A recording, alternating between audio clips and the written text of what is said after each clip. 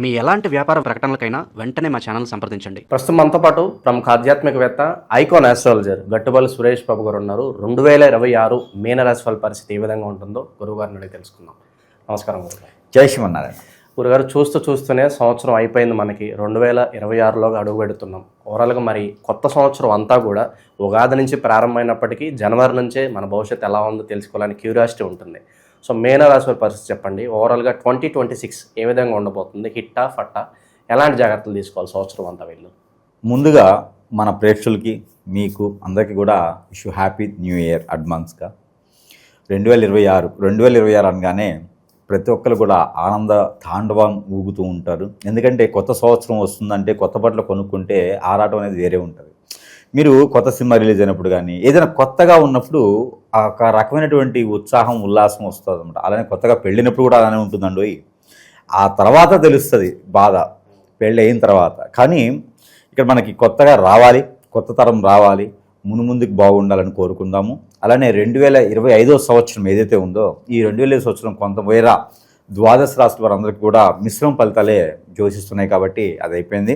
ఇక 2026 సంవత్సరంలో కూడా పోయినటువంటి సంవత్సరాలన్నిటికన్నా కూడా ఇంకా కొంచెం భిన్నంగాను, ఇంకా కొంచెం బాగుండేటువంటి అవకాశాలు మెండుగా ఉన్నాయని చెప్పవచ్చు.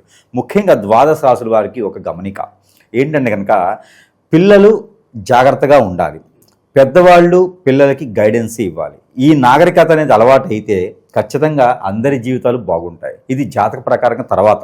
ముందైతే ఈ గైడెన్సీ కావచ్చు, ఈ సనాతన ధర్మంలోని విషయాలు కావచ్చు, వాల్యూస్ కావచ్చు పిల్లలకి అనేది నేర్పాలి. దయచేసి ఇది అందు కూడా చూసుకోవాలి. ఇకపోతే జనవరి నుంచి డిసెంబర్ వరకు ఉండేటువంటి 2026 సంవత్సరం మనకి ద్వాదశ రాశుల్లో ఒకటైనటువంటిది మీనరాశి. ఈ మీనరాశి వారికి పూర్వభద్ర, ఉత్తరాభద్ర, రేవతి ఈ 3 నక్షత్రాలు కలగలిపి ఉండేదే మీనరాశి. దాంట్లోనే మనకి నామనక్షత్ర ప్రకారంగా ఎం కానివ్వండి, సిహెచ్, అలానే డి, అలానే ఎస్ కూడా కొంతమంది పెట్టుకునే విధంగా ఉంటుంది ఈ మీనరాశి వాళ్ళు.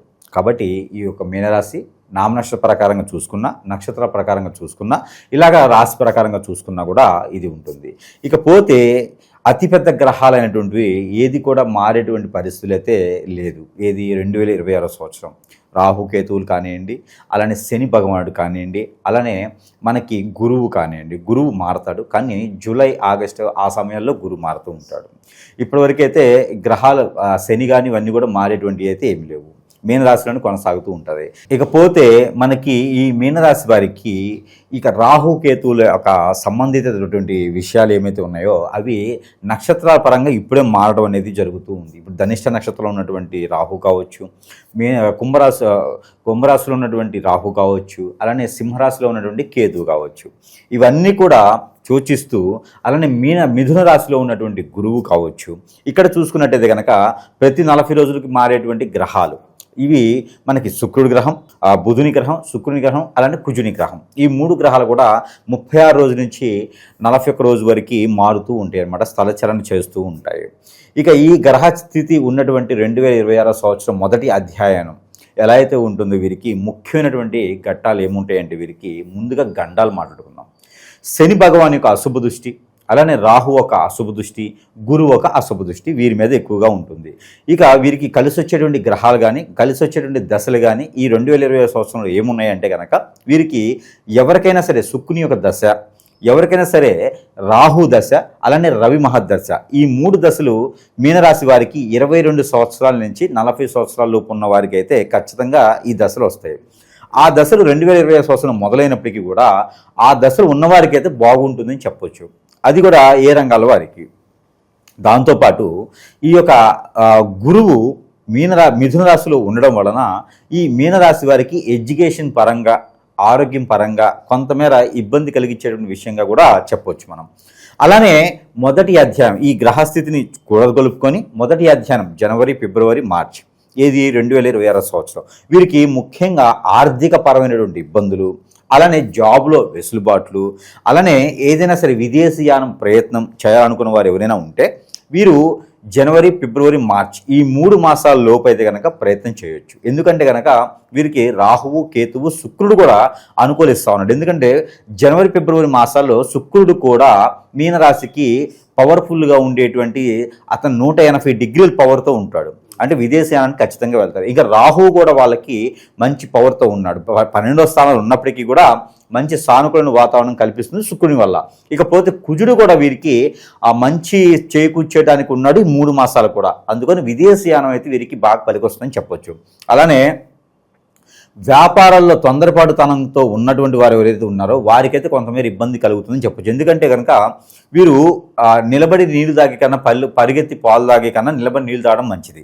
కాబట్టి అలానే వీరికి రాహువ అలానే కుజుడు వీళ్ళిద్దరు కూడా ఏం చేస్తారంటే కనుక వారిద్దరు కూడా మంచి పవర్ఫుల్ స్థానంలోకి 180 డిగ్రీ నుంచి 240 డిగ్రీల్లో ఈ మీనరాశికి రాబోతున్నారు 3 మాసాల్లో. అంటే జనవరి, ఫిబ్రవరి, మార్చి 3 మాసాల్లో. కాబట్టి వీరికి తొందరపాటు నిర్ణయాలు తీసుకునేటువంటి తత్వం ఎక్కువగా ఉంటుంది. కాబట్టి ఆలోచన చేసి ఇన్వెస్ట్మెంట్ చేయాలి. ఆలోచన చేసి వీరికి మంచి ఎక్కడుంది, చెడు ఎక్కడుంది, పార్ట్నర్షిప్ ఎవరిని కలుసుకోకుండా ఉన్న దాంట్లో పెట్టుకోవాలి, వ్యాపారం అనే దాంట్లోకి వెళ్ళిపోవాలి. ఇకపోతే మీనరాశి వారికి ఈ సంవత్సరం మొత్తం కూడా కలిసి వచ్చాడు. అంటే 2020 సంవత్సరం మొత్తం కలిసి వచ్చిన వ్యాపారాలు ఏమిటి అంటే కనుక రైతే రాజనే నినాదానికి పంట భూములు, అలానే చేపల చెరువులు, రొయ్యల చెరువులు, అలానే ఎక్స్పోర్ట్ ఇంపోర్ట్ రంగాలు, మార్కెటింగ్ రంగాలు వారికి అద్భుతంగా కలిసి వస్తుందని చెప్పొచ్చు.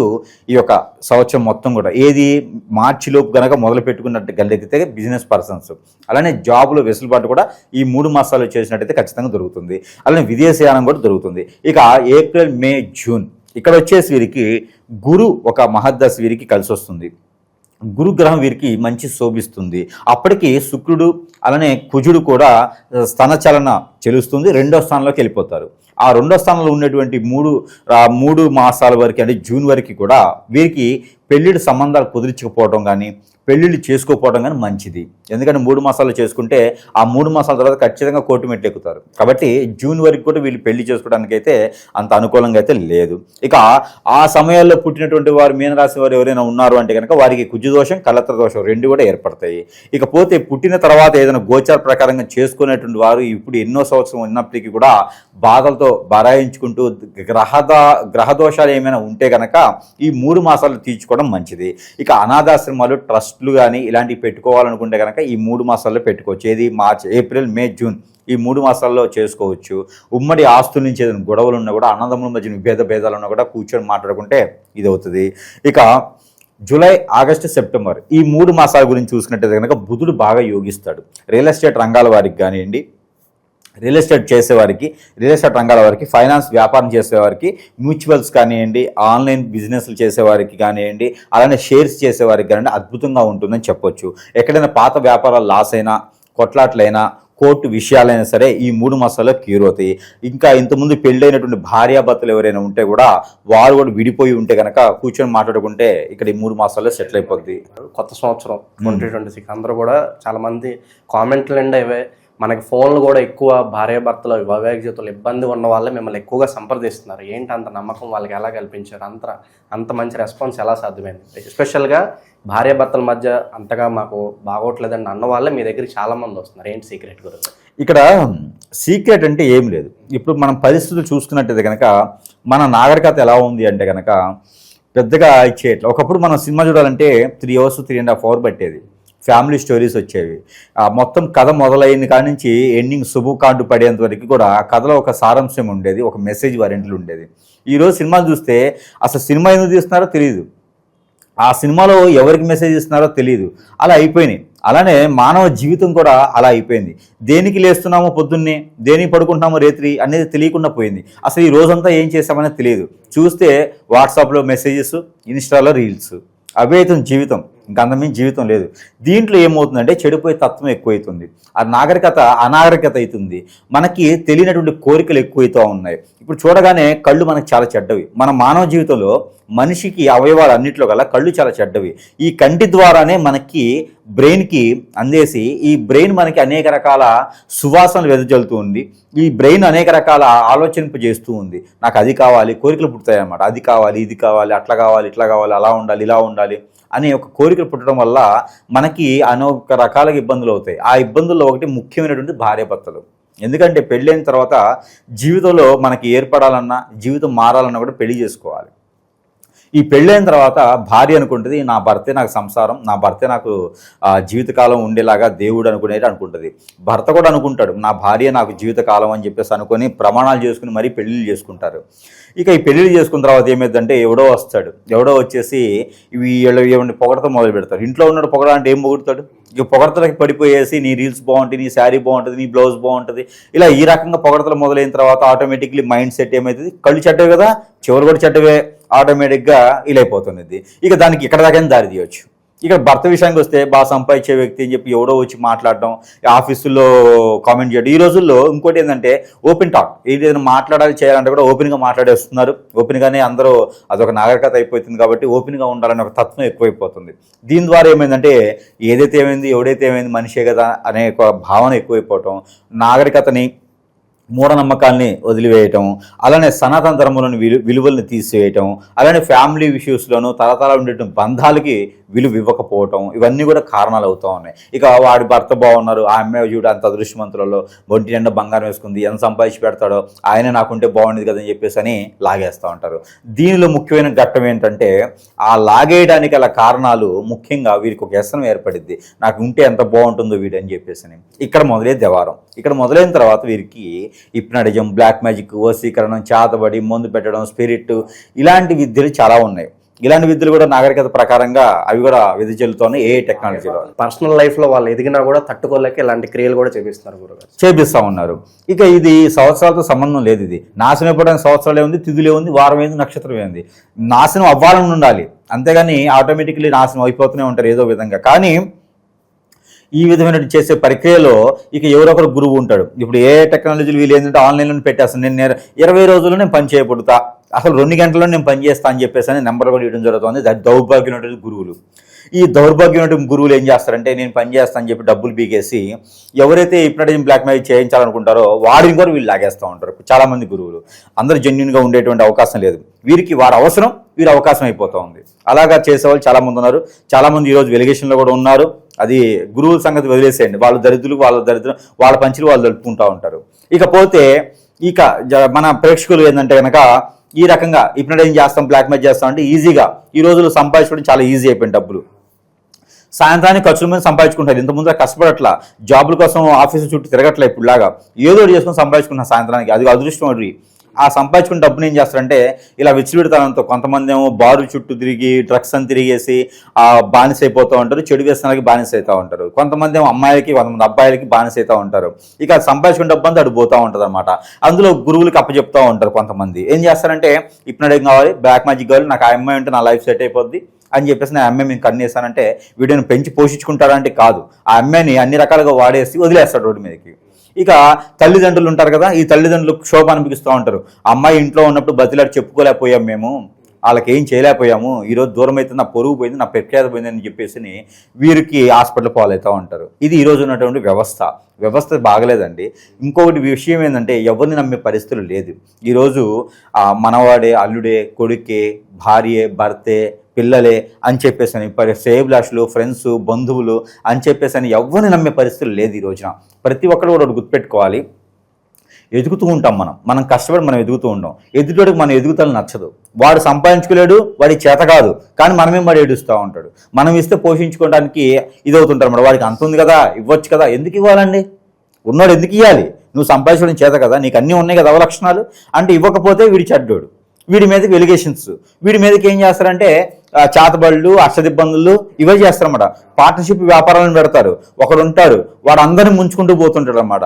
వాడు ఏం చేస్తాడు, డబ్బు పెట్టిస్తాడు ఎవరి చేతనో, వీడు చేయి పెడతాడు, వాడేం డబ్బు పెడతాడు, వీడేం నెత్తిని చేయి పెడతాడు. ఇక ఆ డబ్బులు వీళ్ళ దగ్గర ఉండవు, కానీ అది చేస్తుంటారు. ఎదుటి వాళ్ళు బతకడం అనేది ఓర్చుకునే తత్వం. ప్రతి ఒక్కరు కూడా జాగ్రత్తగా ఉండాలి. అందులోనూ మీనరాశి వారు ఏంటంటే చాలా సెన్సిటివ్గా ఉంటారు. ఎంత సెన్సిటివ్ అంటే ఏదైనా మన ఆస్తులు కానీ మనం తెలుసుకునేది కానీ మనం చదువుకునేది కానీ అట్లీస్ట్ వీళ్ళ దగ్గర ఉన్నది ఏమైనా తినడానికి ఉందనుకోండి, ఎవరైనా వస్తే వాళ్ళందరికీ పెట్టి వాళ్ళ కడుపు నిండిన తర్వాత వీళ్ళు తింటారు. అంతగా మంచిగా ఆలోచించేటువంటి వ్యక్తిత్వం ఉంటుంది వీరికి. అందులోనే వీరికి మెడికల్ ఫీల్డ్ కూడా బాగుంటుంది. అందుకోసమే ఈ 2020 సంవత్సరంలో వీరి లక్కీ నెంబర్ కూడా 8. అందులో వీరికి 6, 8, 4 ఈ 3 నెంబర్లు కూడా ఈ మీనరాశి వారికి లక్కీ నెంబర్లు. అందులో ఇప్పుడు 2026 అంటే ఏంటి, 8, ఇక్కడ 6, 2 బాగా కలిసి వచ్చే చూసారా మీనరాశికి. కాబట్టి ఈ శని భగవానుడు స్వస్థానంలో ఉండడం, అందరూ అనుకుంటారు శని భగవానుడు స్వస్థానంలో ఉంటే కలిసి రాదేమో అని. కలిసి రాకపోవటంగా వీరికి కలిసి వస్తుంది. ఎందుకంటే గురువు ఉన్నాడు, శుక్రుడు ఉన్నాడు, రవి ఉన్నాడు, ఇక దశాంతదశ చూసుకుంటే వారు ఉన్నారు, అన్ని రకాలుగా చూసుకుంటే కూడా కలిసి వస్తుంది. ఇక మీనరాశి వాళ్ళకి పట్టిందల బంగారం అవ్వకపోయినా, పట్టుకుంది బంగారం కాకపోయినా, వీరు పట్టుకున్నటువంటి పగ్గాలు ఏవైతే ఉన్నాయో అవి మంచి దారిలో నడిపించి వీరికి సాయశక్తుల వీరికి ఉపయోగపడేటువంటి రంగాలుగా ఏర్పడుతుంది. కాబట్టి ఆ విధంగా 2020 సంవత్సరం మీనరాశి వారికి అద్భుతంగా ఉంటుందని చెప్పొచ్చు. కాకపోతే ఒకటి, వీరికి గండం ఒకటి ఉంది, మానవ గ్రహం అని ఒకటి ఉంటుంది.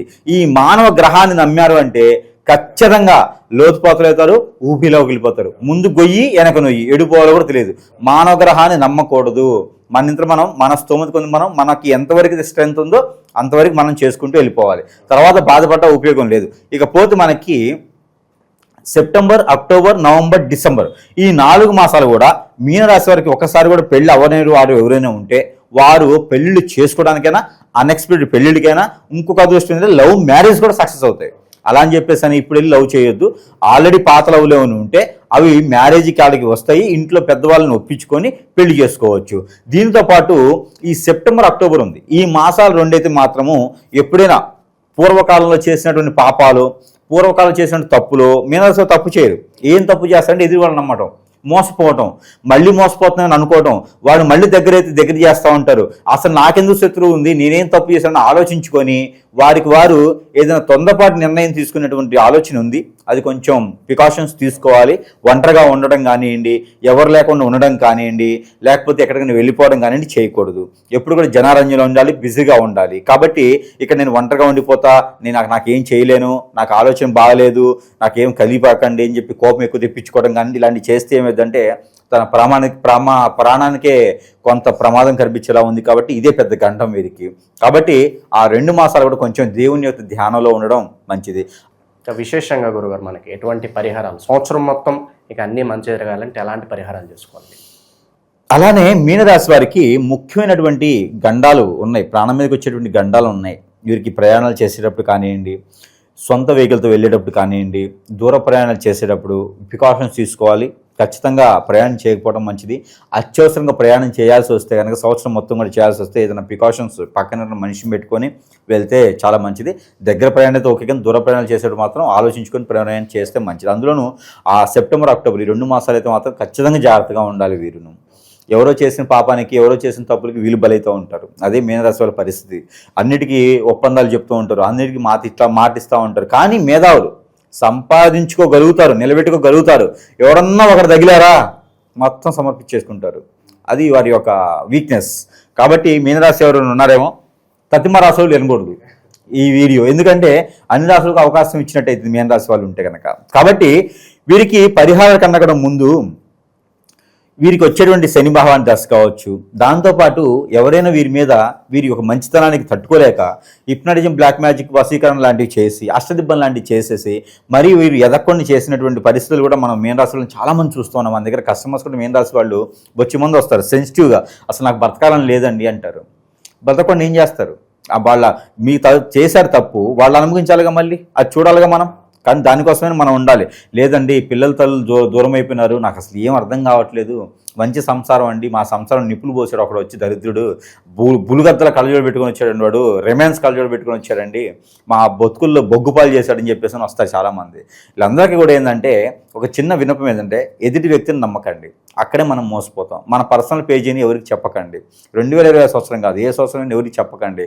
మనము ఉన్నంత వరకు మన పక్కన మన సీక్రెట్స్ మన దగ్గర పెట్టుకొని బతకాలి, మన దగ్గర పెట్టుకొని చేసుకోవాలి. దాంతోపాటు గురువుగారు మరి మన దగ్గర కొన్ని వస్తువులు ఉన్నాయి కదా, ఒకడు అంటాడనమాట, వ్యాపారము చేయొచ్చు కదా అంటే, వ్యాపారం చేసే పని అయితే నేను పచారీ షాప్ పెట్టుకుంటాను, లేకపోతే సూపర్ మార్కెట్ పెట్టుకుంటాను, వీడి సలహాలు అయితే నాకు అవసరం లేదు కదా, వాడికి మంచి జరగాలని చెప్పేసి చేస్తూ ఉన్నాం. మరి వాడు కరెక్ట్గా ఉండి వాడు సనాతన ధర్మాన్ని పాటించేవాడైతే, వాడు సరిగా బట్టలు ధరించేసి వాడు సరిగా వాల్యూస్ని కాపాడుకునేవాడైతే కనుక మన మాటలు అనేది వాడిని బాగు చేయాలి తప్పితే ఇలా చెడిపోయే తత్వానికి వెళ్ళకూడదు. అరే బాబు నువ్వు వెళ్తానంటే వెళ్ళి దూకు, ఎవరు వద్దనలేదు కదా, అంతే కదండి. ఎవరైనా వెళ్ళేసి కాళ్ళలో దూకుతానంటే దూకమని చెప్తాం, అంతే కదా. వద్దురా బాబు వడ్డీ మేము చేసుకుంటే నలుగురు ఉపాధి కల్పిస్తామని చెప్తున్నాం. విన్నాడా వాడి కర్మ, వినలేకపోతే వాడి దరిద్రం, అంతే కదా. కాబట్టి కామెంట్స్ కూడా చూసుకోవాలి, దానికి ఎందుకు పెడుతున్నాము ఏమిటి అనేది కూడా మనం ఆలోచించుకోవాలి. గురువుగారు చెప్పేది గురువుగారికి సంపాదన కోసమో గురువుగారు కాదు. నాకు సంపాదనే కావాలంటే దరిద్రులు చెప్పే అవసరం లేదు, ఓకేనా? కాబట్టి దరిద్రులు బాగుపడాలని చెప్తున్నాం కాబట్టి వారి యొక్క అవలక్షణాలను మార్చుకుంటే బాగుంటుంది. లోక కళ్యాణత కోసం చేయాలి కానీ వీడియోస్ కామెంట్స్ పెట్టడమో లేకపోతే వీడియోస్ రచించడమో లేకపోతే దీనికే ప్రపంచం అన్నట్టుగా ఉంటే కనుక తల్లిదండ్రులు వీనికి అంటం కూడా అనవసరం, అలాంటి వాళ్ళని కూడా. ఇది ఒకటి అందరూ గుర్తుపెట్టుకోవాల్సిన విషయము. ఇకపోతే గురువుగారి దగ్గర కొన్ని రకాల వస్తువులు ఉంటాయి, ప్రచార షాపుల్లో కూడా దొరుకుతాయి. కానీ ఏంటంటే మన దగ్గర మంత్రోచ్చారణ ఉంటుంది. అన్నిటికన్నా ఒకటి గుర్తుపెట్టుకోండి, యంత్రం, తంత్రం, అలానే యజ్ఞ, యాగ, హోమ, జప, చప, దానం, వీటన్నిటికన్నా కూడా మంత్రము చాలా గొప్పది. మంత్రము లేకుండా ఏది జరగదు. ప్రతి దానికి మంత్రమే అవసరం. అలాంటి మంత్రోచ్చారణ చేసినటువంటి కొన్ని వస్తువులు అయితే మన ప్రేక్షకులకు అయితే కనుక కొన్ని రకాలుగా వారి వద్దకే సరసమైన ధరలను వారి వద్దకే వారి చెంతకే చేర్చి వారిని బాగు చేసే విధంగా చేయాలనే ఒక నా సంకల్పం వారికి మాత్రం ఖచ్చితంగా నెరవేరుతుంది. వారు అందరూ బాగుంటే దాంట్లో మనం కూడా ఉంటాము. కాబట్టి మన వస్తువులు కొన్ని వారి చెంతకే చేర్చడం జరుగుతుంది. కాబట్టి దాంట్లో ముఖ్యంగా మీనరాశి వారికి అయితే కనుక ఈ యొక్క సెంట్ ఉంటుంది. మీనరాశి వారికి అయితే కనుక ఖచ్చితంగా ఈ యొక్క సెంట్ అనేది వారు ఇది ఇలా ఉంటుంది సెంట్. ఇది వారు అప్లై చేసుకున్నట్టయితే కనుక వారికి ఉన్నట్టు సెన్సిటివ్ తత్వానికి కానీ వారికి ఉన్నటువంటి ఆరాధనకి కానీ వారికి ఉన్న ఆచరణకు కానీ వారికి ఉన్న వెల్యూస్కి కానీ చాలా గొప్ప వ్యక్తులు. కాబట్టి వారికి ఈ సెంటు వాడుకున్నట్టయితే కనుక కొంతమేర వారికి ఉన్నటువంటి ఆ తపన కావచ్చు, తాపత్రయం కావచ్చు, ఆ ఒక గ్రహాల దోషాలు కావచ్చు, ఏదైనా నెగిటివ్ వారి మీద చేస్తూ వారి దాకా రాకుండా ఆర్థికపరమైన ఇబ్బందులు కానీ జీవితంలో ఎదగాలనుకునే వారు ఎవరైనా ఉంటే కనుక మన దగ్గర వస్తువులు స్వీకరించవచ్చు, మనది వాడుకోవచ్చు. అలానే సెంట్ రాసుకుంటే వారికి నెగిటివిటీ అనేది దగ్గరికి రాకుండా ఉంటుంది. అలానే వారు ఈ యొక్క స్ఫటికమాల, ఈ స్ఫటికమాల ధరించడంతో దేవుని యొక్క అనుగ్రహం కూడా ఉన్నట్టే మనము ఫీల్ అవ్వాల్సి వస్తుంది. శనీశ్వరుడి యొక్క అనుగ్రహము బాగా ఉండాలనుకుంటే ఈ స్ఫటికమాల ధరించుకోవచ్చు. అలానే మనకి శివుని యొక్క అనుగ్రహము, విష్ణుమూర్తి యొక్క అనుగ్రహం కావాలన్నా కూడా, అమ్మవారి అనుగ్రహం కావాలన్నా స్ఫటికమాల ఒకటి మనకు ఉంటే కనుక మన మైండ్, మన మనసు ఒకటే చెప్తాయి. ఆ ఒకటే చెప్పింది మనకు సక్సెస్ అవుతుంది, అది గుర్తుపెట్టుకోవాలి. దాంతోపాటు ఆరావళి కాటుక, నరదిష్టి, దిష్టి దోషకు బాగుంటాయి వీళ్ళకి. ఎందుకంటే చూడటానికి చాలా అందంగా ఉంటారు వీళ్ళు, ఆకర్షణీయంగా ఉంటారు, బొద్దుగా ఉంటారు కొంచెము, అంటే ఒక్కొక్క నక్షత్రంలో ఉండకపోవచ్చు. సో చూడటానికి ఏంటంటే చాలా చాకచక్యంగా ఉంటారన్నమాట. మళ్ళీ మళ్ళీ చూడాలంటే అంటే ఆకాశంలో చంద్రుడు ఉంటాడు, పున్నమి చంద్రుడు, అలా ఉంటారు వీరు. మనసు, మనిషి అలా ఉంటారు. కాబట్టి వారికి నిలువెత్తు బంగారం ఎలానో అదే మనకి కాటుక, ఆరావళి కాటుక కూడా వారు ధరించినట్టయితే కనుక అన్ని రకాల ఇబ్బందులు అనేది వారు తొలగిపోతాయి. దిష్టి దోషం పిల్లలకి, పెద్దలకి అందరూ కూడా దిష్టి దోషాలు తొలగిపోతాయి. ఇక మీనరాశి స్త్రీలైతే కనుక వీటితో పాటు మీనరాశి స్త్రీలకి చేసుకోవాల్సినటువంటి పరిహారాలు ఏంటంటే కనుక నాగమయ్య పడిగల దగ్గర కానీ, సుబ్రహ్మణ్యేశ్వర స్వామి వారి ఆలయంలో కానీ, లేకపోతే అయ్యప్ప స్వామి ఆలయంలో కానీ ఏదైనా ఒక బుధవారం, మంగళవారం రోజున అభిషేకం చేసుకోవాలి. మాసానికి ఒకసారి అయినా చేసుకుంటే వీరికి ఈ మాసం మొత్తం చేయవలసినటువంటి కర్మలు, క్రియలు, పనులు, అలానే గ్రహదోషాలు, అలానే వీరి మీద చెడు దోషాలు, దిష్టి దోషాలు ఏమైనా ఉంటే కూడా ఆ ఒక అభిషేక, అర్చన, హోమాలతో పాటు ఆ ఒక దానితో ఆరాధన చేస్తే కనుక వారికి తొలగిపోతాయి. అలానే వేప చెట్టు, రావి చెట్టుకి వీరు పాలతో పాటు పన్నీరుతో పాటు కుంకుమ పువ్వు వేసినటువంటి పాలని, గేదె పాలని వారు కనుక పాదిలో పోసి నమస్కారం చేసుకొని మేడి చెట్టు కింద దీపారాధన చేసినట్టయితే కనుక ఇక మీనరాశి వారిని ఆపేవాడు ఎవరు లేడు. ఖచ్చితంగా వారు ఏదనుకుంటారో ఆ స్థాయిలో వారు నిలబడతారు, ముందుకు వెళ్తారు. కాబట్టి ఈ విధమైనటువంటి ప్రయోగం చేయాలి. ఇక వీరు 2026 సంవత్సరం డిసెంబర్ మాసం, ఈ డిసెంబర్ మాసంలో మాత్రము ఖచ్చితంగా ఎవరికైనా సరే రగ్గులు దానం చేస్తే చాలా మంచిది. నవంబర్, డిసెంబర్లో రగ్గులు దానం చేయాలి. గుర్తుపెట్టుకొని రగ్గులు ఒక 4 రగ్గులైనా 4 వ్యక్తులు దానం చేస్తే కనుక వీరికి ఆర్థికపరమైన ఇబ్బందులు, అలానే ఆరోగ్యపరమైన ఇబ్బందులు వీరికి రాకుండా ఉంటాయి. కాబట్టి ఈ గండాలని, ఈ ఒక రాశుల్ని, ఈ ఒక జేసుని ప్రక్రియ చేసుకోవాలి. ఇక ఇరువురు కూడా చేసుకోవాల్సినటువంటి పరిహారం ఏమిటంటే కనుక ప్రతి అమావాస్య పౌర్ణానికి ఒకసారి ముందైనా సరే శ్రీ సత్యనారాయణ స్వామి వారి వ్రతం కానీ, కనీసం 3 మాసాలకు ఒకసారి అయినా సరే సత్యనారాయణ స్వామి వారి వ్రతం కానీ, శ్రీ వెంకటేశ్వర స్వామి వారి వ్రతం కానీ చేసుకుంటే చాలా మంచిది. లేదా లక్ష్మీ నరసింహస్వామి వారి కళ్యాణం చేసుకుంటే చాలా మంచిది. 3 మాసాలకు ఒకసారి అయినా సరే దుర్గాదేవి దగ్గర కానీ, లలితమ్మ వారి కానీ, పార్వతమ్మ వారి దగ్గర కానీ కుంకుమర్చన చేసుకుని ఆ కుంకుమ పెట్టుకోవడం వలన వారి మీద జరిగేటువంటి ప్రేయలు కావచ్చు, క్రియలు కావచ్చు, ఏదైనా శత్రుబాధ కావచ్చు, ఇవన్నీ కూడా పటాపంచలైపోతే వారు చేసుకునేటువంటి అన్ని రంగాల్లో కూడా ముందుకు వెళ్ళేదానికి ఉంటుంది. కాబట్టి ఆ విధంగా ప్రయత్నం చేసుకుని 2026 సంవత్సరంలో మీనరాశి వారు కూడా ఒక రకంగా అదృష్టవంతులు అవ్వచ్చు అని కూడా చెప్పవచ్చు. ఓవరాల్గా 2026 మీనరాశి వారి పరిస్థితి ఏ విధంగా ఉండబోతుంది, ఎలాంటి జాగ్రత్తలు తీసుకోవాలి, చాలా బాగా వివరించారు. ధన్యవాదాలు.